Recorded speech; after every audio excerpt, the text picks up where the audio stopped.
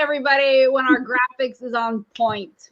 Yeah, thank you so much, Jen. It looks beautiful. Look at that frame. So festive. Look, and the little garland. I know, I love it. You are such a great designer. Thank you for doing this. Thank you. Yeah, just disclaimer, everyone. I have another life. I've been a designer for 20 plus years. I used to work. I did a lot of work for the entertainment industry. So yeah, in case you're like, what the hell? Like, yeah, that's a whole other situation. But I yes, love it. Jen welcome. is so creative. Yes. So Dr. Summer, thank you for being here. Thank you so much. Thank you, Jen Fontanilla, my certified money coach here and fabulous co-host. Thank you. Thank you. I'm so always thrilled to be here. I'm so glad we are here for this week. And you all don't forget, first off, like and share this right now. If you are with us, hit that share button. If you are catching this on the replay, hashtag replay and share this. But we wanted to make sure we were here. We wanted to stay consistent. And so thank you for being here because we're normally on Thursdays, but this week we're showing up on Wednesday as well as next week. So don't forget to note that because we know you got busy lives and you probably weren't going to tune in on, New Year's Eve. So here we are. Mm-hmm. Oh, cheers. Cheers to happy holidays, everybody. Yes. Awesome. We have so many fabulous questions today that we need to get to. So let's jump right into this. Shall we, Jen? Yes, I love your question. Let's go. Oh my gosh, I'm so excited about this question. I'm so excited about your question too. Both of these questions really light me up. They really resonate with me. So let's get into this because I swear this question that I have today can really take us into like many episodes. So I agree. All right. So this question is, I have a friend that apologizes all of the time. It seems so insincere, and it drives me crazy. How can I address this? So, okay. I am not going to start with, let's address this first. I'm going to take us to the foundational aspects of this. So I absolutely love this question. And I don't know if I mentioned this on our last show, Jen, but this is also called or referred to as the sorry syndrome. You did not. I didn't. There's an actual word for it. Yes, there's like a diagnosis for this. It's called the sorry syndrome. I'm going to use that. You're doing the sorry syndrome. Right, exactly. So I thought, oh my gosh, totally forgot the last episode to mention that. So, all right. So for many, it's a condition or a way we have been taught. So for those of us who say, oh, I'm sorry for this. Somebody runs into you. You still say you're sorry, runs into you with their cart, slams the door on you by accident. You still say, oh, I'm sorry. So, and I think many times it's the way we were taught. It's what we've been conditioned to do. It's what we've been conditioned to, how we've been conditioned to behave, so to speak. And as a result, we say sorry. Also, we say sorry for some of us because of anxiety. It could be because of fear of offending someone. It can also be, according to Martin Antony, who's the director of anxiety research and the treatment lab at Ryerson University, it could be a safety behavior or an overprotective behavior, which are behaviors that are designed to protect an individual from aversive emotions or potential threat. So it's also could be seen as a defense mechanism of sorts, which all of this information, I love research, by the way, Me is too. really interesting. I know, You're right? so nerdy. I love it. I know, I know. So I'm going to get into another research, research that was done, another study that was done in Britain. And it was done by YouGov in 2015, which indicates that there are approximately 15, which they showed that there were 15 British sorries for every 10 American sorries.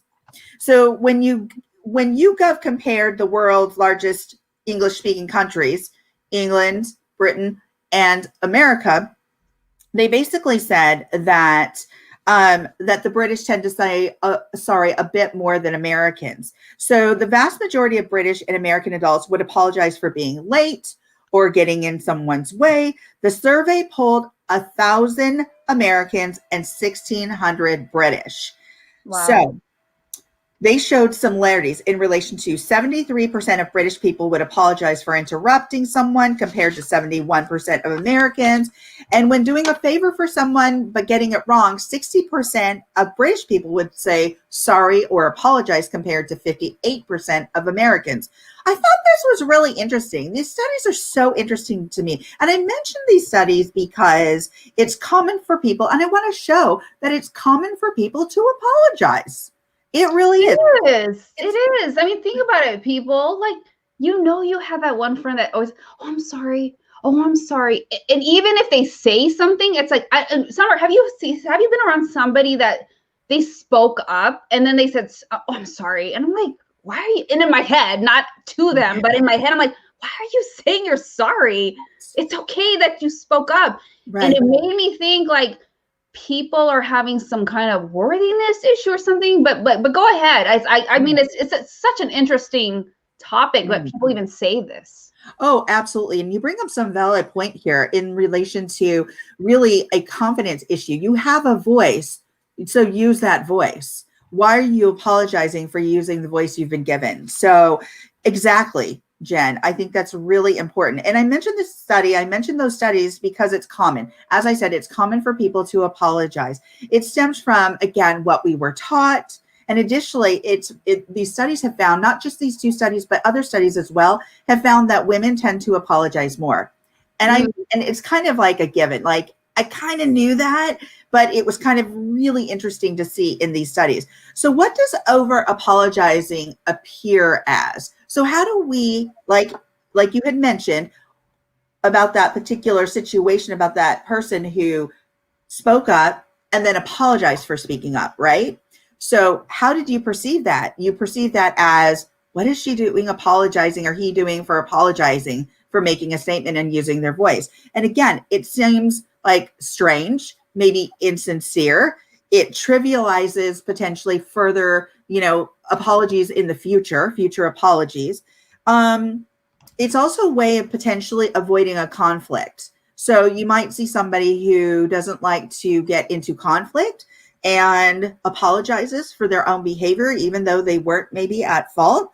You may have potentially a fear of abandonment, which is why you apologize frequently as well. It may just be an automatic reaction. And for all of these reasons, and there are a multitude of reasons and many others, we need to think, what can we do? If we even find ourselves doing this, like for instance, I found myself doing this quite a bit. And I think for me, it was just force of habit. It was just habit. So it became habitual. So I'd be in the grocery store, somebody would run into me with their cart, or somebody would just like let the door, like a grocery door, slam before they, and not hold it open for me. And I'd be like, oh, okay. Or, oh, I'm sorry. And I didn't even like run the cart into them. They ran a cart. It's your fault. Right. And one day I came out of the aisle and I thought to myself, what the hell am I apologizing for? Yeah. What is wrong with you? And so I'm like, you got to stop doing that. You must stop doing that. So some of the things we can do to turn that around a bit is say thank you instead of I'm sorry. So for instance, if somebody buys you a gift and you immediately think to yourself, oh my gosh, I should have done that before. I should have done the same thing. And you say, oh, I'm sorry, but I didn't get you one. Rather than saying, I'm sorry, how about saying thank you? Showing gratitude versus, I'm sorry. That's the first thing you say. No, just thank you would be fine. And, and not assuming guilt. over what you didn't do. Just saying thank you. Work on the automatic reaction. So rather than immediately going to, I'm sorry, maybe hold back on that response and think about your response and say, oh, thank you. Or I got that. Or I get it. Or yes, I understand what you're saying. Think before you say you're sorry. Yeah. So that's it. Before the automatic reaction. Also recognize the underlying reasons for why. Why do you say you're sorry? Understand your own reasoning or rationale, for saying it.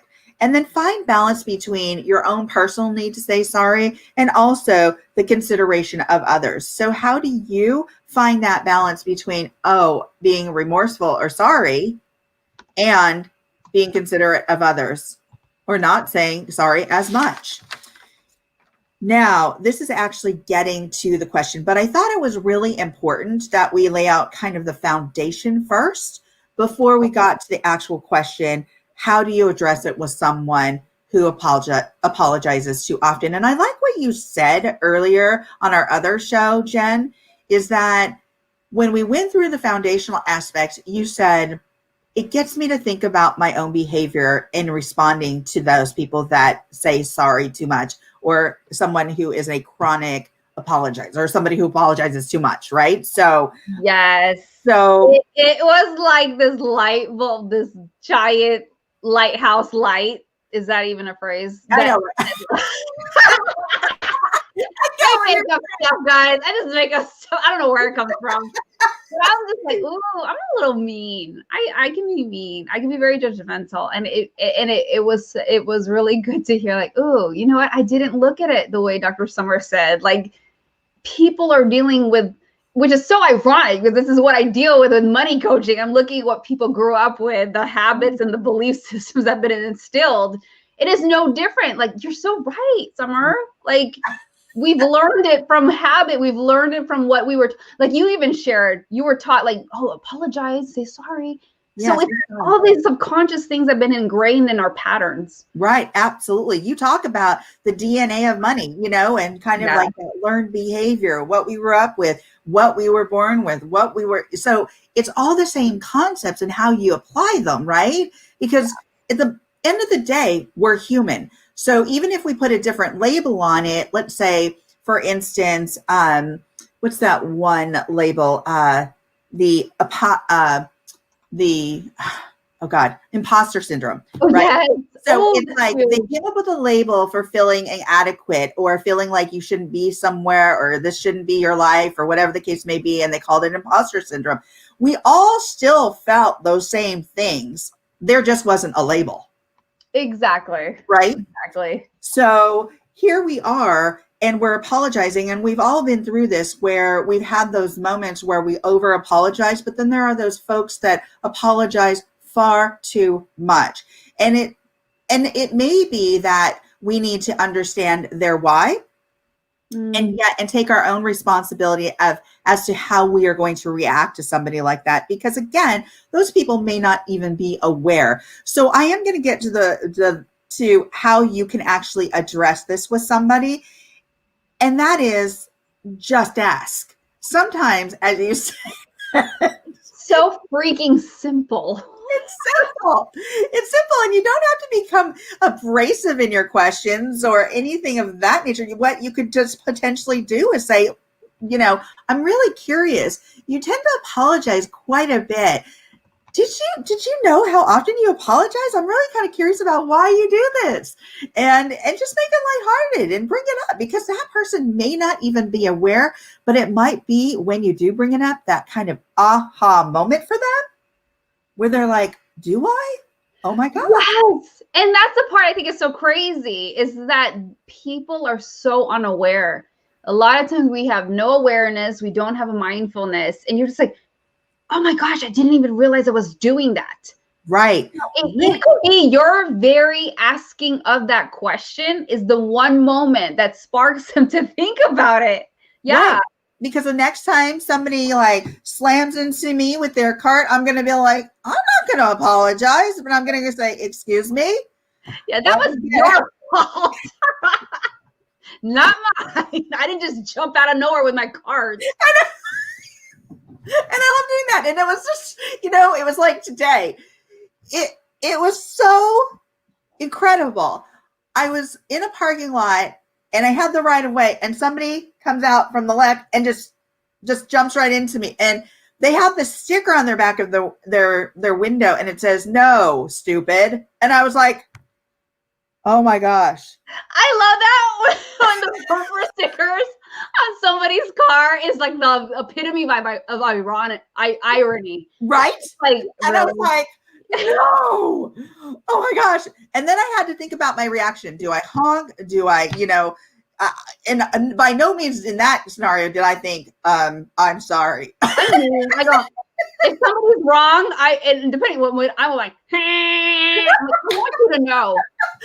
I want you to know because I want you. And then the coach in me wants, I want you to become a better driver. But I'm pissed off too. I'm pissed off because of your stupid driving decisions. And that's where the balance comes in. Truly, when we're talking about I'm sorry, so that's really where the balance comes in between how do you nurture yourself and then how do you nurture others? And where is that balance between saying I'm sorry and then just saying, I don't have to say I'm sorry for that unless it is actually justified or that I feel like there's a real need for it. But to say it continuously or to be somebody who chronically apologizes is just, something we need to think about because it becomes so inauthentic. And there are ways of working on that. So I did go over that. If you've missed any of this, you always can go to our YouTube page, The Life, Love, and Money Show with Summer and Jen, and watch the replay and also subscribe and share. Yes, subscribe. Okay, so we kind of got into the second question when you had mentioned mindset, right? You just mentioned mindset. So let's go to your question because I think, oh my gosh, your question is a great question as well. And I love it. Okay, so the question is, all right. The question is, I keep hearing the phrase abundance mindset in relation to money. What are some tips to support an abundance mindset? Awesome question. I think before we dive into this, I think sometimes it's important to be able to define the opposite because sometimes we need that context of what the heck is abundance mindset? Well, let's look at the opposite, which means scarcity mindset. Mm-hmm. And so when we talk about scarcity mindset, what we're referring to is that feeling like, there's just not enough. You might not even be verbally saying it, but it's really in your feeling, in your being that you're realizing, oh, well, there's not enough. Like, well, here's the thing. It's not just limited to money. It spills over into relationships and time and resources and how you're using it. So scarcity mindset is thinking that there's not enough. Thinking, let's say, for example, and this is taken from Stephen Covey, the author of 7 Habits of Highly Effective People, not successful. Effective people. Yeah, I messed that up in the last show. And so, whatever, they're both good adjectives. You want to be both, right? So the thing was like, for example, there's a pie and then there's a piece that's been taken out. And then you look at it like, oh, well, there's not enough. Like there's not enough for everybody. That's like a scarcity mindset. Why don't you think that there's enough for everybody? When you think about it, abundance is all about believing and knowing that there is enough out there in the universe, in the real world for all of us. Mm-hmm. And so I'm going to go over 5 things that will pinpoint, do you have a scarcity mindset? And then what are the signs that are showing scarcity? But then how do we flip that so that you can take action knowing how to approach this with an abundance mindset? Mm-hmm. Okay.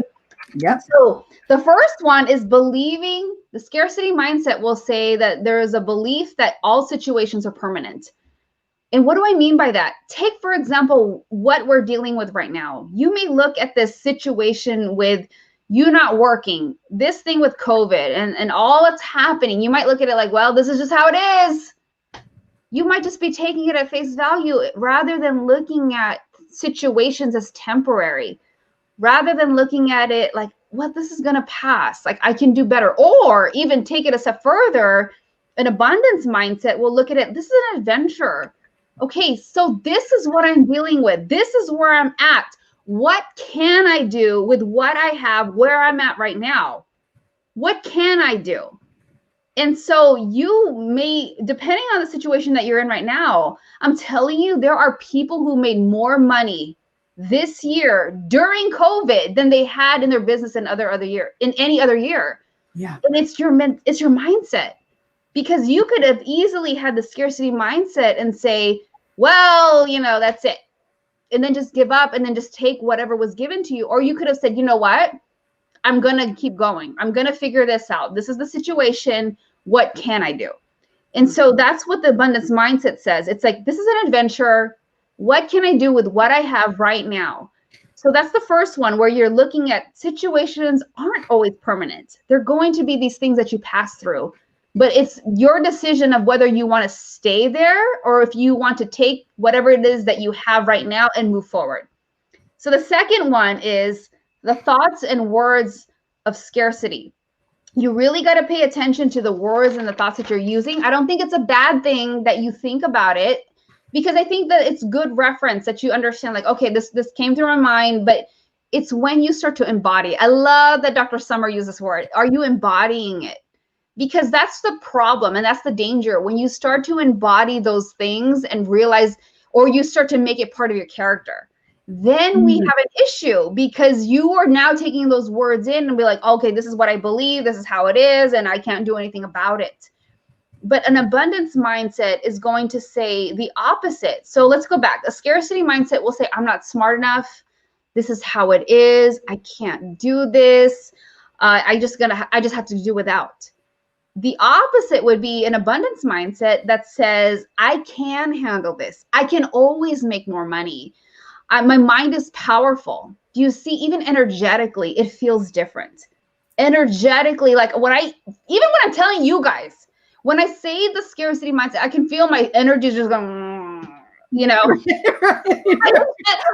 just feel it. Like I'm just like, but when I say the other stuff, I feel like I'm like, oh my gosh, I'm motivated. I'm just focused right on the show right now, but I can feel it. Like I want to move forward. I want to go forward and I want to make progress.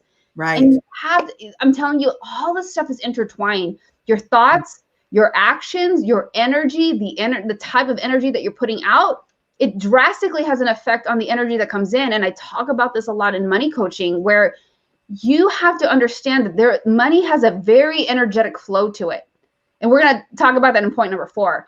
But you really got to pay attention to the words that you're using. Your words and your thoughts are extremely powerful. I think some people just completely underestimate this. You got to learn how to catch yourself when you're saying things like, I can't do this. I don't have enough. Like, well, I'm just broke.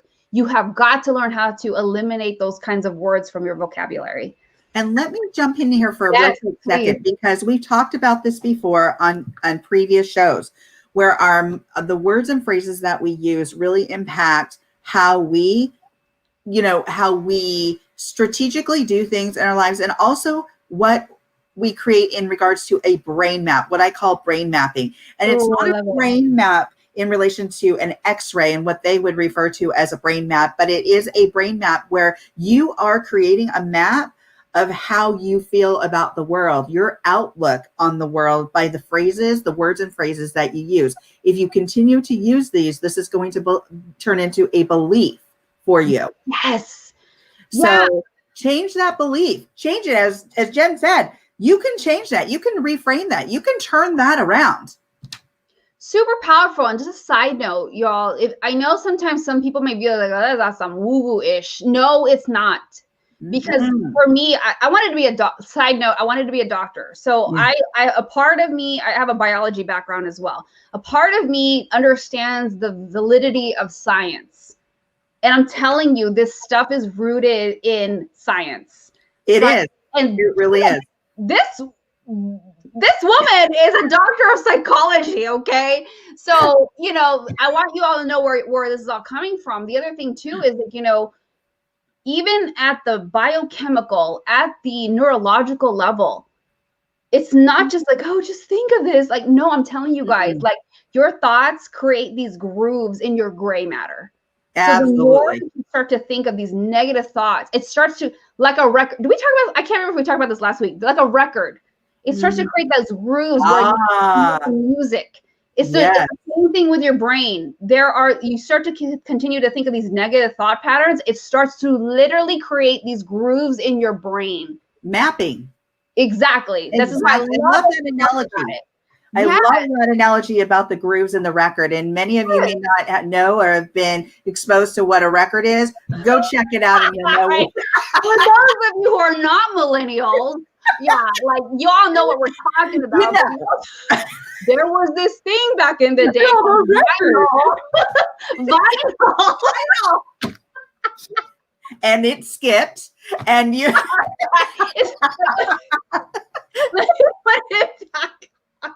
yes.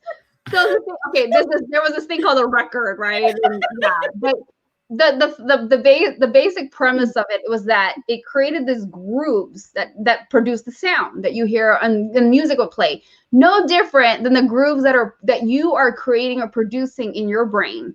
You've got to be very mindful of the kind of grooves that you're creating in your gray matter, because you're reinforcing that thought. This is why it's so important that you pay attention to the thoughts, the actions, because you're reinforcing that literally into your brain. Again, I love going back to science, because for some of you who don't want to believe this and you think this is woo-woo, I can tell you I will back it up with science. I will tell you the biochemical pathways. I will tell you the kind of biochemical neurons and whatever comes out of it. There is science that backs up the things that we're telling you. So anyways, let's not go off on that tangent. So number 3. Number 3. We get so excited about these concepts because they are really exciting and they're practical. You can use these. They're simple.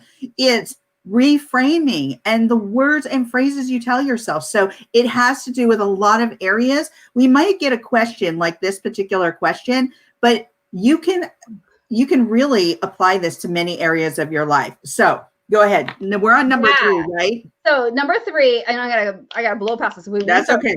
Science and all this. So number 3 is being envious of others. And a scarcity mindset is going to have that imposter syndrome where we're thinking about the lack. I don't have the bigger house. I don't have the nice luxury car. We were laughing because we were talking about like, well, they have a better spouse. Like, I mean, whatever the heck it is. I mean, we got to be careful that we're comparing ourselves. And an abundance mindset is going to look at things as, hey, I have gratitude.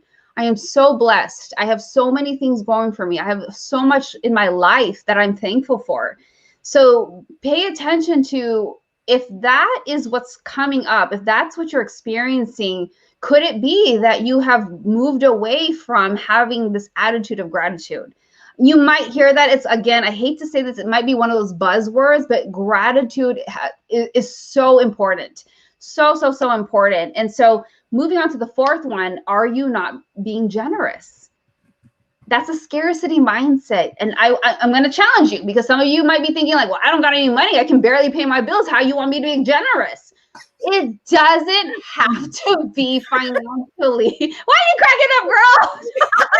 You're saying it.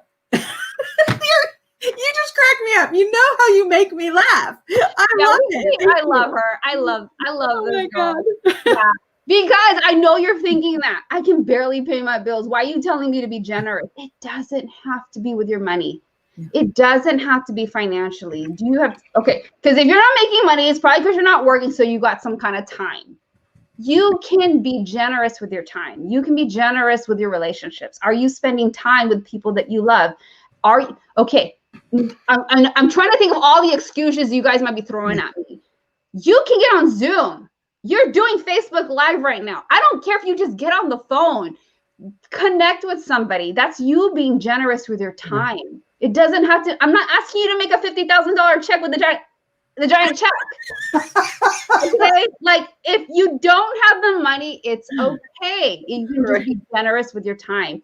That's what I want you to get into the thought process of, are you being generous, period? Okay? Because that generosity is what's allowing you to be generous with your time, your resources, and it's creating this flow of energy of you giving so that more can come back to you. I want you to really stop and ask yourself, if nothing's coming in, you got to question what's going out. If it's nothing, there's your sign. Right. There's your sign, and if you're a believer, if you do tithing and stuff, one of the things I always check myself with, like, have I given back to God? I look at all these things, if I haven't given time, This is why, I'm part of a board of directors. I look at all these things because I'm telling you, everything that we are saying, we had to practice it ourselves. Oh, absolutely. Absolutely. Yeah. I mean, I run a nonprofit, and as you said, you are on the board of directors of a nonprofit. You know what that, or for-profit, I'm not sure, but it's like, what that means. And that means your time, effort, and energy. That simply means sometimes when you're thinking about, oh my gosh, I've got to call that person back, rather than saying, oh my gosh, I've got to call that person back. Oh, I'm going to call that person back and maybe give them a little bit of my time, effort, and energy because I want to. And there's a refrain. It could be that simple. It doesn't always have to be dollars are nice. Don't get me wrong, because I look at the financials. But if you are not in that position, giving of your time and resources is good. It's the whole concept and energy backing up the actions. Okay. And the fifth one, because we got to wrap it up. Yeah. Overindulging. Okay. What do I mean by that? Have you ever had this day, a scarcity mindset? Let's say, for example, you had a bad day and then you say like, hey, you know what? Well, I deserve it because I had a bad day. Then you go out and put on your credit card that device that you wanted, or shoes, or whatever the heck it is. You put it on the credit card that you couldn't even afford, but you justify the spending by saying, well, I had a bad day, I deserve it. Versus an abundance mindset that will say, you know what? Why don't I just be more productive with my time? Why don't I spend time with a loved one and be intentional and make it constructive and all those things? Because again, it's not about the money. It's the intention and the energy behind the action that you're doing. And so, because again, if you couldn't afford that device, that you're just racking up more debt, but you want to justify because you had a bad day, you got to really look at the actions that you're taking. And so it's so important. And then it's you don't want to succumb to that temporary pleasure. You don't want to make your situation worse. You got to pay attention to the overindulging.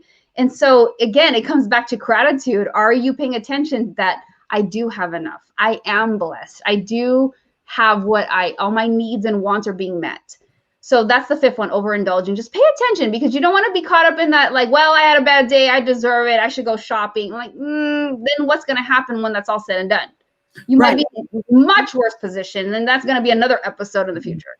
Absolutely. And we talked about that last week, Jen. We talked about what you're going to end up with if you overindulge even in buying gifts. What's that going to look like in the new year for you, and how are you going to feel about those bills? I mean, so this applies to all of these tips that you have provided today apply to so many different areas of our lives. We can even apply that to eating. What are you going to feel like if you overindulge? Oh my gosh. What does that feel like? And how does your body feel? I mean, this applies to so many areas. So thank you for all these wonderful tips. And if by chance, folks, you did not get the opportunity to see this entire show, please go to our YouTube page, the Life, Love and Money Show with Summer and Jen page, and subscribe, share with your friends. We would love that. So yes. And I just want to close out and just say, so you know what I just want you to walk away from is be grateful, practice gratitude, and just be selfless. Pay attention to the time and resources and energy that you're putting out there and the words that you're using. And when you start to do those things, that's what's going to help you start to adopt and adapt and embrace an abundance mindset. So yes. Thank you so much. I'm writing something here. Subscribe. Yes, everyone. Head over to our YouTube. Just type in Life, Love, and Money. Yeah, absolutely. We would love your support. Thank you. We want to thank you so much for being with us today on the Life, Love, and Money Show with Summer and Jen. Again, if you've missed any part of this, you can go to our YouTube page and subscribe, share. We will be back next Wednesday. We are doing this on Wednesday today and next week because of the holidays. We will go back to our regular schedule after next week, which would be Thursday. But next week, we will see you again on Wednesday, same time, same pages. So please DM your questions to us here on any of our pages, our Life, Love, and Money pages, Summer or Jen pages. And we so appreciate you. And again, happy holidays. Yes. So before we sign off, hold on.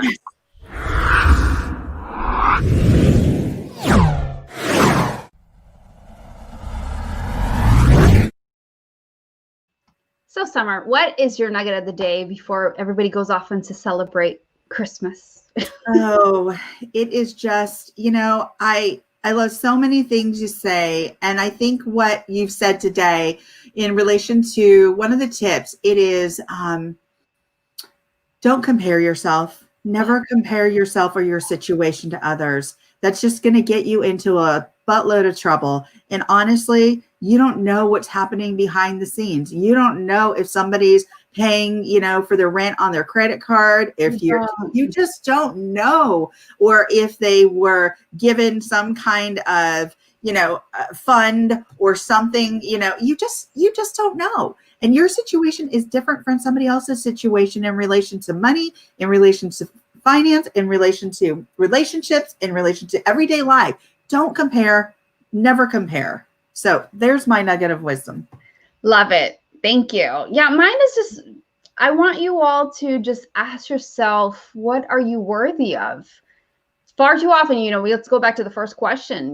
There's a lot of times why people say, I'm sorry. Are you worthy? Do you really believe that you are deserving and worthy of all the abundance that's out there in the world, in the universe, and whatever God has planned for you? You get so caught up in, this, and I get it. There are times that are tough. Many people are suffering.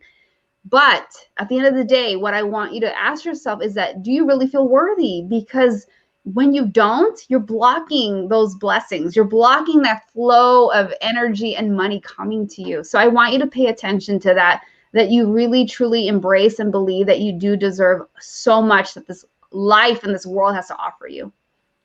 Thank you, Jen. And thank you, everybody, again, for your time and for watching the Life, Love, and Money Show with Summer and Jen. And we'll see you next week on Wednesday. Thanks so much. Merry Christmas. Happy holidays, everybody. We'll see you next Wednesday. That's right. Happy holidays. Thank you for watching the Life, Love, and Money Show with Summer and Jen. Dr. Summer Watson is the owner of the production and coaching company Core Women, LLC, is a doctor of psychology, has a depth of experience working in both for-profit and nonprofit in human services and mental health, is a professional coach, seminar host, documentary film producer, and an author. Jen Fontania is a former financial advisor and now a certified money coach, speaker, and has published 6 books. She has worked with organizations such as the Walt Disney Company, Warner Brothers, Target, Goodwill, and the U.S. Air Force. She loves working with women and helps them master their money and mindset to empower them to build the ultimate life without worrying about money. Join Summer and Jen every week as they go live on the Life, Love, and Money Show on Instagram, Facebook, Twitter, YouTube, and LinkedIn.